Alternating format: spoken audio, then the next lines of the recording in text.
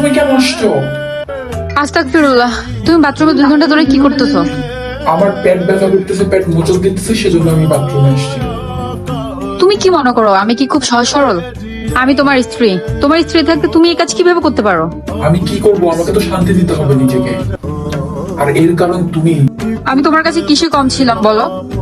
কারণ তুমি দেখতে নোংরা হয়ে গেছো। তোমাকে দেখলে ঘিন লাগে আমার। আর তোমাকে দেখলে আমার কোনো কিছু ফিল হয় না, আমার কোনো আকর্ষণ জানে না। একটু পরিষ্কার হয়ে চলতে পারো না? নিজেকে একটু সাজিয়ে গুছিয়ে চলতে পারো না? তুমি এত জঘন্য কাজ করে নিজেকে সঠিক প্রমাণ করতে চাও?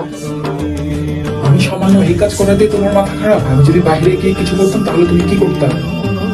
হ্যাঁ আমি জানি আমি যে আর আগের মতো নাই। আমাকে দেখতে ভালো লাগে না, আমি সংসারের কাজ করে সময় পাই না, আমাকে বাচ্চাও সামলাতে হয়, নিজের জন্য সময় বের করতে পারি না। তুমি কি কখনো 10টা টাকা দিয়ে দেখেছো যে নাও নিজের জন্য গিয়ে খরচ করো? আমি যদি এই নোংরা কাজে আবার দেখতে পাই আমি কিন্তু তোমার মাকে গিয়ে বলবো।